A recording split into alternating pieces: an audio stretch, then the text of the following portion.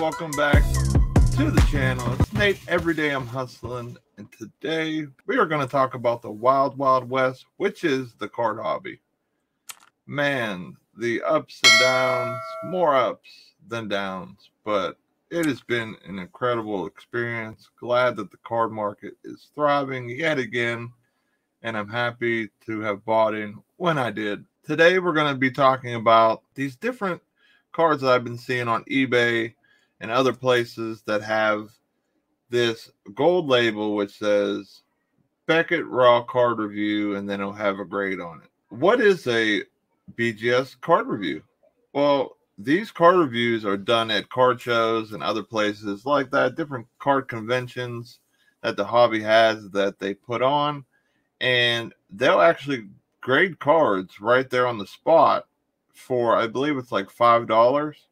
But the only downside is they don't come slabbed. So for you to get them graded and put into a slab, you actually have to send them into BGS or PSA. But the one thing that's nice is if you have a couple cards that, maybe have a minor flaw, or, the centering is a little hard to tell, for $5 versus 20 or more, you could tell what those cards will be graded at. So you'll get a pretty good idea of what type of condition that card is. Now, once you get to take this card from that dealer or that person who appraised it and you take it home, the condition could worsen from shipping. Like I just bought this card from someone on eBay, USPS could have been real rough with it. It could have came out the plastic and was dinging around and stuff like that. Damage can happen. So always look at this as basically being,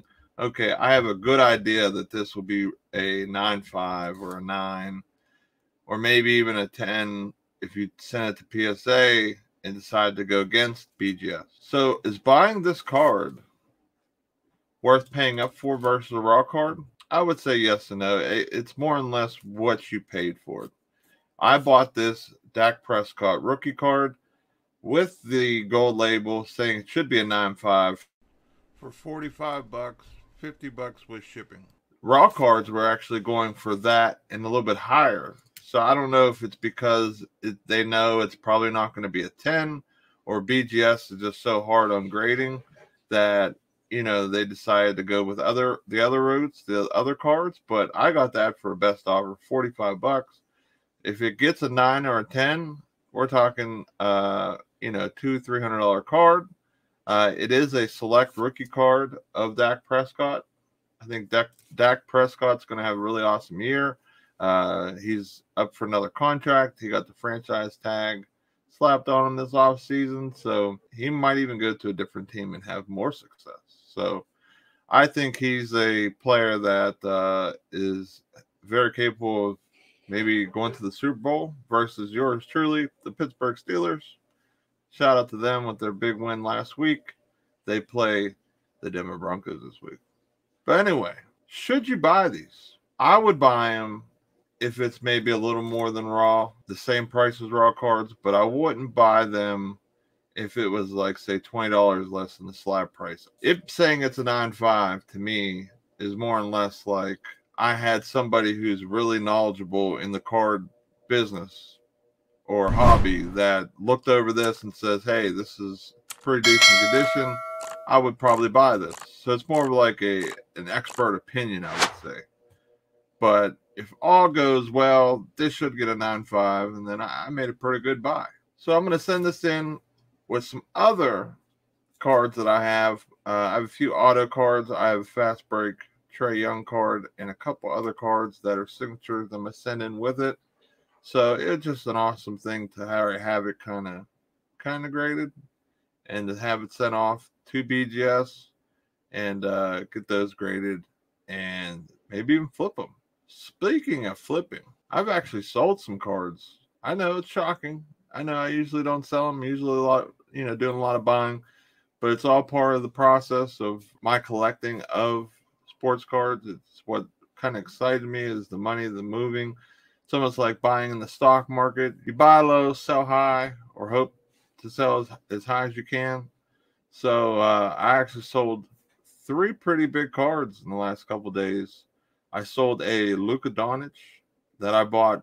I bought two of them for about $500. I paid $250 for it on average, and it sold for $799.99.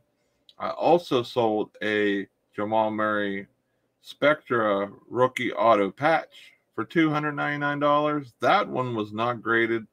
Shout out to the Nuggets for beating the Clippers, and they are playing the Lakers now. I think a lot of it is him being such a good player, and their team success. So there's a lot of demand, and what better card to buy than a rookie auto patch? So I sold mine, and I also today, right before I just started recording this, I sold a Jason Tatum Essentials rookie card that was graded by PSA Gem Mint 10 for $299.99. I bought that for $120, and it's going out the door. I'm probably going to buy a Prism rookie of his. Maybe not a Gem Mint 10, but it will definitely be at least a 9. I think there's more growth money-wise and more demand for the Prism. So that's why I basically kind of I'm going to be upgrading that card. I think Tatum is still active in the playoffs. So his cards are still going up. And a lot of other cards are going down because they're not playing. Typically what happens with the playoffs, you see some ups and downs. Once they get out the playoffs, they go down, just like you'll see, I'm sure, Kawhi cards and Paul George cards and other players that have fallen off. Even Luka's card has dropped off. So if you're looking for any cards like those that were kind of untouchable because of price, check them out, because you'll be able to buy in at a good price, and definitely a better price than it was about a month and a half ago. Pretty excited so far of how everything has been going, and kind of like my strategic planning of how I'm doing the buying and selling of my cards. Even though it's kind of sad to see that one Luka go, chances are I'm probably going to buy another one coming up here shortly.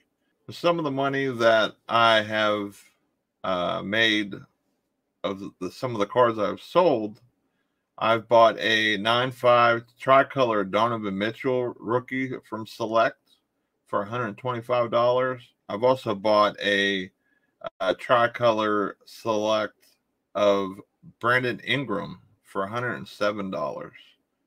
So there's a couple of the buys that I've been getting recently. I haven't bought many cards lately, but with football season and everything coming around, and how the hoop cards, like I was just talking about, taking a little bit of a tumble, definitely going to be seeing a lot of new cards of mine getting purchased. But I think that's it for today. Appreciate everyone checking out the video. If you're new to the channel, welcome. Thank you for being here. Make sure to subscribe. This way you get all kind of cool content, from cards to eBay to Amazon.